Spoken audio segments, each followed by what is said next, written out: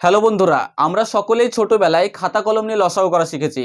কিন্তু তোমাকে যদি বলা হয় এই সমস্ত সংখ্যাগুলোর লসাগু তোমাকে খাতা কলম ছাড়াই দেখা মাত্র বের করতে হবে, তাহলে তুমি কি পারবে? যদি না পারো তাহলে আমি তোমাকে কথা দিচ্ছি, আজকের ভিডিওটি যদি তুমি সম্পূর্ণ দেখো তাহলে তুমিও এই ধরনের লসাগু দেখা মাত্র বের করে ফেলতে পারবে। তো দেখো কিভাবে করবে। দেখো প্রথমে এই নম্বরটি দেখো, এখানে আছে 5, 15, 20, 60। এখন এই চারটি সংখ্যার তোমাকে লসাগু বের করতে হবে।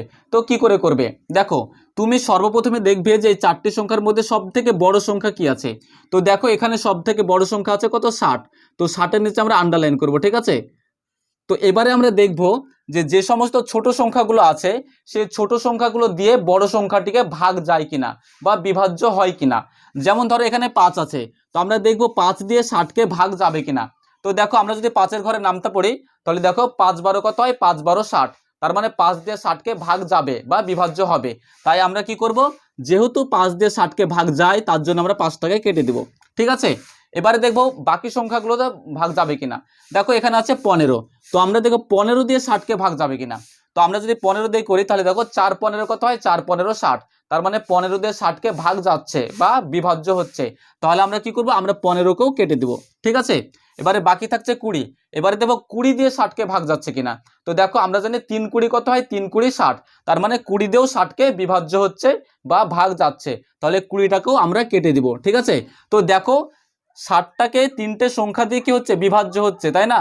তাহলে আমাদের অ্যান্সার হয়ে যাবে, চোখ বুঝে তোমরা অ্যান্সার করে দিবে কত, যেটা সব থেকে বড় সংখ্যা সেটাই আমাদের অ্যান্সার হয়ে যাবে, মানে লসাগু হয়ে যাবে। তাহলে আমাদের এই চারটে সংখ্যা লসাগু হবে 60, ঠিক আছে। তো এইভাবে তোমরা যদি দেখো যে সব মানে বাকি সংখ্যাগুলো দিয়ে বড় সংখ্যাটিকে বিভাজ্য হচ্ছে বা ভাগ যাচ্ছে, তাহলে তোমরা সব থেকে বড় সংখ্যাটিকে লসাগু করে দিবে, ঠিক আছে। এবারে দেখো অপশান বিতে কি আছে, দেখো দেখো এখানে হচ্ছে 9 15 30 45। তো এখন আমরা এই চারটে সংখ্যা লসাগু বের করব। তো দেখো কি করে করব। তো আগের মতোই আমরা দেখবো যে সব থেকে বড় সংখ্যা কি আছে। দেখো এখানে সব থেকে বড় সংখ্যা আছে কত, 45। দেখো সব থেকে বড় সংখ্যা কি আছে, 45। তো এবারে আমি দেখব যে বাকি যে ছোট সংখ্যাগুলো আছে সেই সংখ্যাগুলো দিয়ে এই 45কে বিভাজ্য হবে কিনা বা ভাগ যাবে কিনা। তো দেখো আমরা যদি 9 দিয়ে 45কে ভাগ করি তো কত হবে, দেখো 5 9 45। তার মানে 9 দিয়ে 45কে কি হচ্ছে, ভাগ হচ্ছে, তাই না। তাহলে আমরা কি করব, 9টাকে কেটে দিব, ঠিক আছে। এবারে দেখো 15 আছে, তো 15 দিয়ে 45কে ভাগ যায় কিনা দেখবো। দেখো 15 কে 15, 15 দুগুণে 30, 3 15 45। তাহলে 15 দিয়েও 45কে ভাগ যাচ্ছে, তাই না। তাহলে আমরা 15কেও কেটে দিব।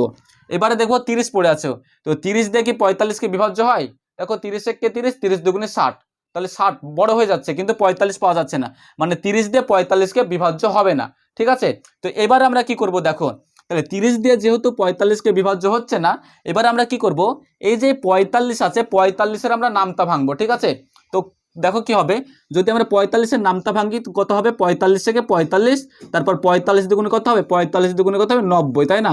45 দুগুণে হয় 90। তাহলে আমরা যে 90 পেলাম, এবারে আমি দেখবো এই 30 দিয়ে 90কে ভাগ যাবে কিনা। দেখো 30 দিয়ে যদি আমরা ভাগ করি 3 30 কত হয়, 3 30 90। তাহলে 30 দিয়ে 90কে ভাগ যাচ্ছে, তাহলে আমাদের লসাগু হয়ে যাবে কত, আমাদের লসাগু হয়ে যাবে এই 90, ঠিক আছে। তাহলে আমাদের লসাগু হয়ে গেল কি, এই 90 হয়ে যাবে আমাদের লসাগু, ঠিক আছে। যদি ধর 90 যদি না হতো তাহলে 45-এর নামটা আমি আরো ভাঙতাম, মানে 45 দুগুণে 90 হলো 3 45 কত হবে, 4 45 কত হবে।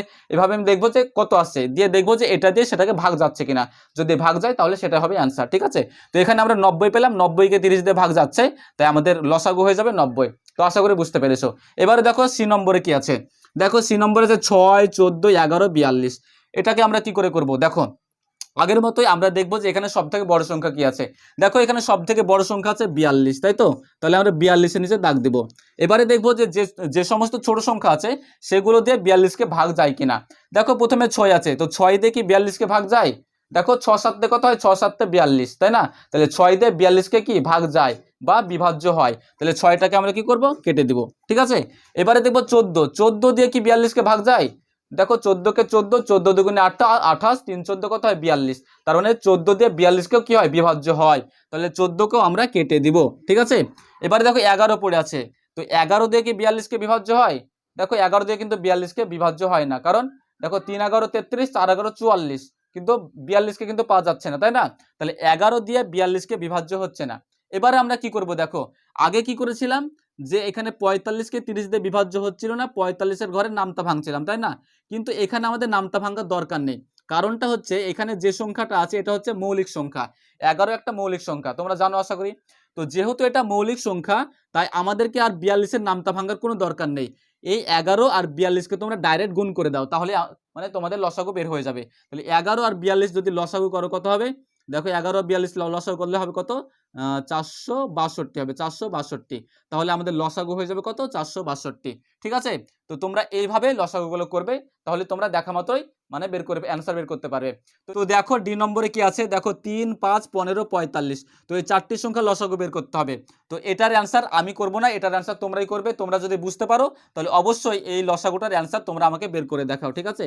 এটার অ্যান্সার কত হবে, এটার অ্যান্সার অবশ্যই আমাকে কমেন্ট সেকশনে জানাও। এটা তোমাদের জন্য হোমওয়ার্ক থাকলো। ঠিক আছে? আমাকে অ্যান্সারটা অবশ্যই কমেন্ট সেকশনে জানাও। যদি ঠিক হয় আমি তোমাদের অবশ্যই সেটা রিপ্লাই করে জানিয়ে দেবো। তো ভিডিওটি ভালো লাগলে অবশ্যই ভিডিওকে লাইক করে দাও এবং চ্যানেলটিকে সাবস্ক্রাইব করতে ভুলো না।